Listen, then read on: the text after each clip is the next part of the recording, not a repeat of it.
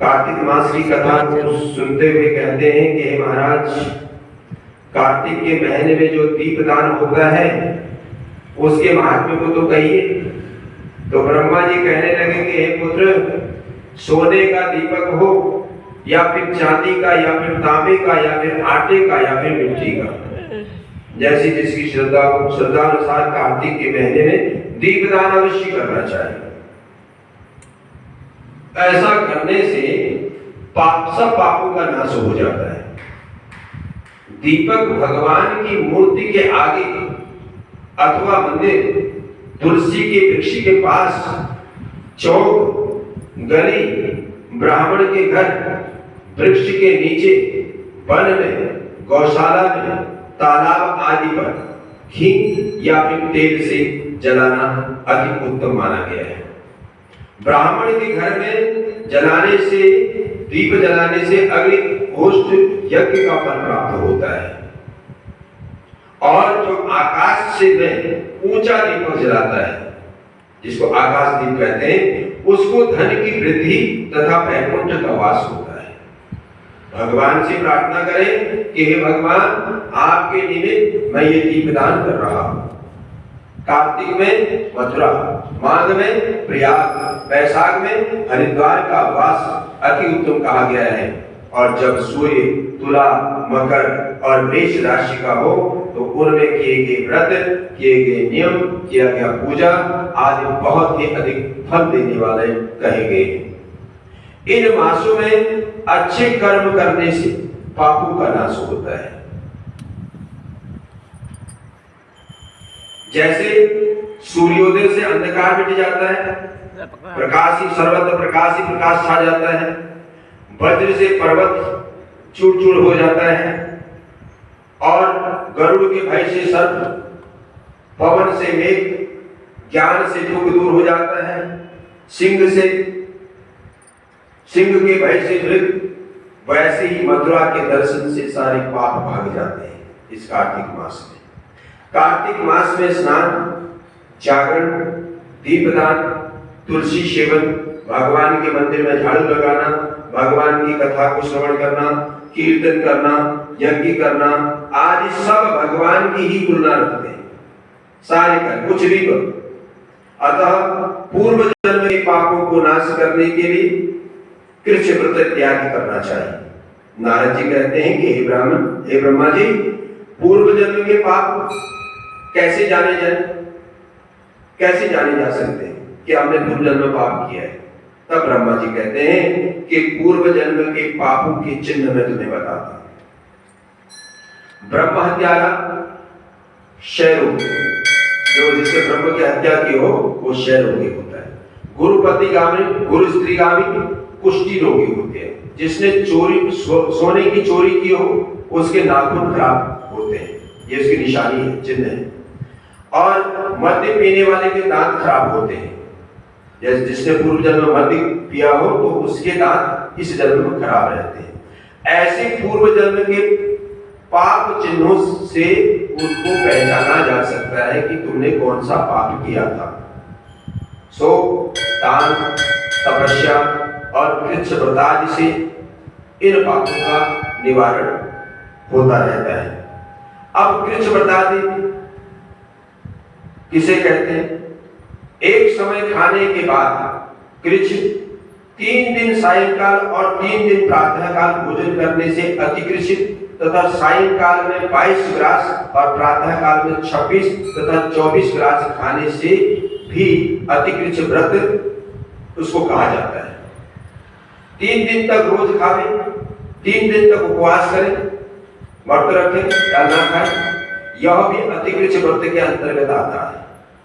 सायंकाल में 1 ग्रास, प्रातः काल में 1 ग्रास और 2 दिन बिना खाया हुआ तथा 2 दिन भोजन नहीं करना, ये कृच्छ्राद्ध व्रत कहलाता है।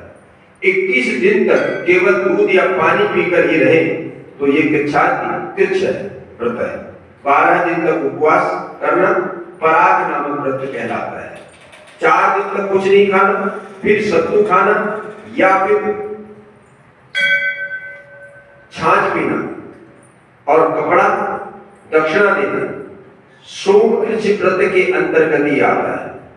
इसी प्रकार 12 दिन तक भोजन करना द्वादशाक घोड़ होता है, ये द्वादशाक व्रत कहलाता है। तुला पुरुष का दान करना और गौ का घृत, गोबर, दूध और दही और कुशा का जल पहले दिन खाना और दूसरे दिन उपवास करना, यह कृच्छ सांतपन कहा जाता है। 3 दिन गौमूत्र, 3 दिन गोबर, 3 दिन दही, फिर 3 दिन दूध और फिर 3 दिन घी खाएं तो यह महासंतापन व्रत के अंतर्गत आता है, जो सब पापों का नाश करने वाला है। ऐसे ही गुलन, कमल, बेल, इनके पत्ते या कुशा का जल ये प्रतिदिन पीने से कृच्छ व्रत इसको कहते हैं। और 3 दिन व्रत करके पहले लिखी हुई वस्तु का काढ़ा हुए तो पूर्ण कृच्छ व्रत वो माना जाता है। यदि तपाया दूध, घी, जल एक प्रतिदिन पीवे और एक उपवास करें तो इसे तप्त कृच्छ व्रत कहा जाता है। जल, दूध, घी, तिल इनको तपा करके 3 दिन पीवे और एक समय स्नान करें तो यह भी तप्त कृच्छ व्रत के अंतर्गत आता है। और इसका प्रमाण पानी 8 तोला, दूध 12 तोला, घी 4 तोला इसको पीना चाहिए। तथा कार्तिक शुक्ला चतुर्थी को भगवान का पूजन करना चाहिए। एक उपवास करके उस रात्रि को जल में स्थित होने तो यह जल में स्थित अगर हो गए तो ये जल कृच्छ व्रत कहलाता है, जिसके करने से वैकुंठ की प्राप्ति होती है। कार्तिक शुद्ध सप्तमी को घी खावे, एकादशी को उपवास करें, द्वादशी को घी खाएं, फिर एकादशी का उपवास करें। ऐसा पितामह कृच्छ व्रत करके दिन में विष्णु भगवान की पूजा करें तो वह तीनों लोकों में पूजित होकर के वैकुंठ लोक को जाता है। कार्तिक शुद्ध छठ से 3 दिन केवल दूध पिए, फिर 9वीं से 3 दिन उपवास करें या महेंद्र कृच्छ व्रत करने से दुर्लभ वैकुंठ की प्राप्ति होती है। 3 दिन तक अन्न खावे, कार्तिक में 3 दिन तक उपवास करें, भीष्म पंचक व्रत तक जो करता है तो वह वैष्णव कृच्छ व्रत कहलाता है। और जो मनुष्य प्रतिपदा से लेकर के 5 दिन तक केवल दूध पी करके रहे वो 5 दिन तक दही खाए और एकादशी और द्वादशी को भगवान का पूजन करे तो वह भास्कर कृच्छ व्रत के अंतर्गत आता है और उससे श्वेत दूध का वास मिलता है जो ऐसा करता है। और शुक्ल पक्ष की प्रतिपदा से एक ग्रास उसको बढ़ाते रहना चाहिए और कृष्ण पक्ष में एक ग्रास उसको कम करते रहना चाहिए। और अमावस्या को कुछ न खाए तो इसको क्या कहते हैं, चंद्रायण व्रत। 1 ग्रास और चंद्रायण व्रत का विधि क्या है, 1 ग्रास 2 तोले या 2 तोले का या जितना गुण मैं अच्छी तरह आ सके। कृष्ण पक्ष के आदि के 3, 14, 5 ग्रास भोजन करके किसी प्रकार एक पक्ष में 240 ग्रास पूरे करें तो यह भी चंद्रायण व्रत के अंतर्गत आता है। और यदि 8-8 ग्राम प्रतिदिन दिन के 12 बजे खाएं तो यह अति चंद्रायण व्रत कहलाता है। गौ के 4 थनों का दूध 7 दिन तक, फिर 7वें दिन 3 स्तनों का दूध, फिर 7 दिनों तक 2 स्तनों का और फिर 6 दिन तक 1 स्तन का दूध पीवे तो 3 दिन तक पवन भक्षण करें तो ये सोमायन नामक व्रत सब पापों का नाश करने वाला होता है। गेहूं, चावल की कांजी, दही, दूध, घी, पानी, पंचगव्य ये सब चीजें नियम से कार्तिक के महीने में खावें और यह साप्ताहिक कृच्छ व्रत करने वाला विष्णु लोक को प्राप्त कराता है। पलाश, बेल, गुल्लक उनका काढ़ा, ओटाया हुआ दूध पीवे, एकादशी व्रत रखें, द्वादशी को पारायण करें तो उसको भी वैकुंठ का वास मिलता है। और जो मनुष्य कार्तिक शुद्ध सप्तमी, अष्टमी, 9वीं, 10वीं को जल कमल के नाल के भीतर का डोरा, बेत के पत्ते, कमल उनको खाए तो एकादशी का उपवास करें तो इसको कहते हैं लक्ष्मी व्रत। और इसको करने वाला भगवान का शिष्य वैष्णव गति को प्राप्त होता है। प्रातः काल 4 और सायंकाल में प्रतिदिन खावे तो यह शिव चंद्रायण व्रत कहलाता है। कार्तिक शुद्ध चतुर्दशी विधि पूर्वक ब्रह्मक्रूच व्रत और गाय का पूजन करना चाहिए, जिसकी विधि को भगवान ब्रह्मा जी गरुड़ जी को सुनाते हैं। भगवान ब्रह्मा जी नारद जी को सुनाते हैं, गौमूत्र, गोबर, गौदूध, गौघृत और कुशा का जल, ये सब मिला करके पंचगव्य अथवा ब्रह्मपुर होता है। तथा लाल गौ का मूत्र, सफेद गौ का दूध, नीली गौ का दही, काली गौ का घी, यदि ऐसा मिल जाए तो दूसरी तरह का यह भी पंचगव्य होता है। प्रमाण: गौमूत्र 8 मासे, गोबर 10 मासे, दूध 12 मासे, दही 10 मासे और घी 10 मासे तथा कुशा का जल 4 मासे। गायत्री मंत्र पढ़ करके गौमूत्र लेना, पढ़ करके गोबर का मंत्र पढ़ करके दूध, दही सब मिलाकर कुशा का जल लेना चाहिए और इनको कुशा के पत्रों को उठा करके विधि पूर्वक अगर हवन करते हैं तो वेद के इन मंत्रों से आहुति देते हैं और मंत्रों से हवन करके बचा हुआ जो अगर उसको पान करते हैं तो बांस के पत्र, कमल पत्र, श्रवण पत्र या चांदी के पात्र में पान करें तो एक दिन रात्रि उपवास करें, भगवान का स्मरण करें। यदि स्त्री व्रत करें तो अपने पति के आय कामना के अर्थ भगवान की प्रार्थना करें और दिन को भोजन नहीं करना चाहिए। आंवले आदि का पूजन तथा तुलसी का पूजन करना चाहिए।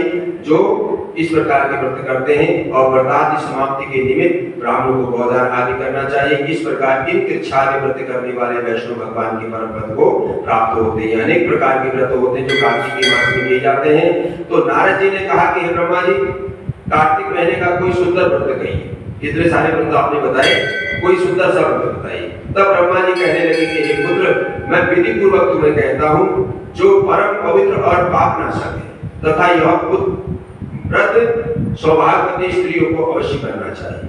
तब नारद जी ने प्रश्न किया कि महाराज इस व्रत की विधि क्या है, कब इसको करना चाहिए?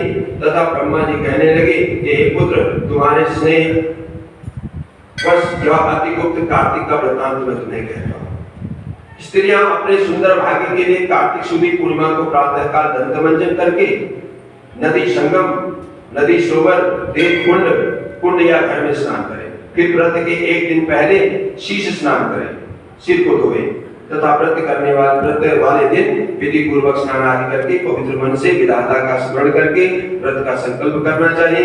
अर्थात हे जगत के कर्ता, मेरे पति की सदा रक्षा कीजिएगा, मेरी संतति बढ़ाइए, ये मंत्र कह करके सूर्य को प्रणाम करें और सुंदर वस्त्र धारण करके फिर स्वर्ण, मणि, मुक्ता आदि के सुंदर आभूषण पहने दिन के समय न भोजन करें न ही जल पिएं तथा गीता आदि के सारा दिन व्यतीत करें। ब्रह्मा जी कहने लगे कि हे नारद जी, सायंकाल को हमारा अर्थात ब्रह्मा जी का पूजन करें। सोना, चांदी, तांबा, मिट्टी का गोबर की हमारी मूर्ति बनाएं और उसको लाल कपड़े पहनाएं तथा विधि पूर्वक हमारी पूजा करें। फिर चांदी के पात्र में दूध डाल करके सोने की मथानी बना करके उसको मते और प्रार्थना करें कि हे ब्रह्मादि गौआदि, मुझे भोग के कारण दो और मेरी संतति को बढ़ाओ। बहुत से धन धान्य और ऐसे युक्त मेरे पति की चिरंजीवी करें और बहुत से दास तथा दासी गण प्रदान करें। फिर ब्रह्मा को भोजन, ब्राह्मण को भोजन कराएं और कुल वृद्धों को स्वादिष्ट पकवान से तृप्त करें और स्वयं भी तारों को देख करके भोजन कर ले। तो यह आश्विन की पूर्णिमा को ब्रह्मा जी का नक्त व्रत होता है। ये जो विधि है ये आश्विन की पूर्णिमा के ब्रह्मा जी का नक्त व्रत होता है और यह आश्विन शुक्ला 15 को ब्रह्मा जी का व्रत सब पापों का नाश करने वाला होता है। तो सब कामनाओं को पूर्ण करने वाला, ज्ञानियों को मुक्ति देने वाला भगवान तीर्थ स्थान जब तप यज्ञ किसी से इतने प्रसन्न होते जितने कि इस व्रत से होते हैं। ब्रह्मा जी का जो नक्त व्रत होता है, जो ब्रह्मा जी के आगे इस दिन कपूर जलाता है उसको बड़े बड़े यज्ञों और गोदानों का फल प्राप्त होता है और उसके कई कुल वैकुंठ को प्राप्त होते हैं। जो केसर और कस्तूरी सहित कपूर अर्पण करते हैं उनके कई एक पंच ब्रह्म लोक को प्राप्त होते हैं। जो स्त्री इस दिन कपड़े दान करती है वो कपड़े के सूत्र के तारों की संख्या के बराबर करोड़ों वर्ष वैकुंठ का वास करती है और जो गहने का दान करती है उसको ब्रह्म लोक प्राप्त होता है।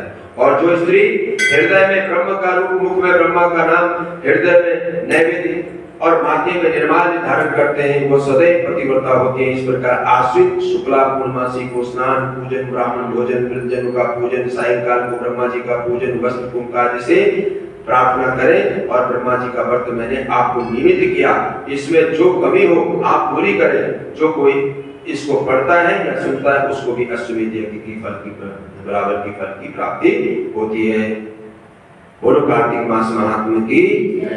गोविंद जय जय गोपाल जय जय श्री राधा रमन हरि गोविंद जय जय गोविंद जय जय गोपाल जय जय श्री राधा रमन हरि गोविंद जय जय गोविंद जय जय गोपाल जय जय गोविंद जय जय गोपाल जय श्री राधा रमन हरि गोविंद जय श्री राधा रमन हरि गोविंद जय जय गोविंद जय जय गोपाल जय जय गोविंद जय जय गोपाल जय श्री राधा रमन हरि गोविंद जय जय श्री राधा रमन हरि गोविंद जय जय गोविंद जय जय गोपाल जय जय श्री राधा रमन हरि गोविंद जय जय भगवान अयोध्या दास मेरी दास तेरी चरणों के पास मेरी पिछले पापा बंद करके हरदम मन चलती रखी मेरे पाँव मेहनत आयो खास मेरी ये भगवान अयो दास मेरी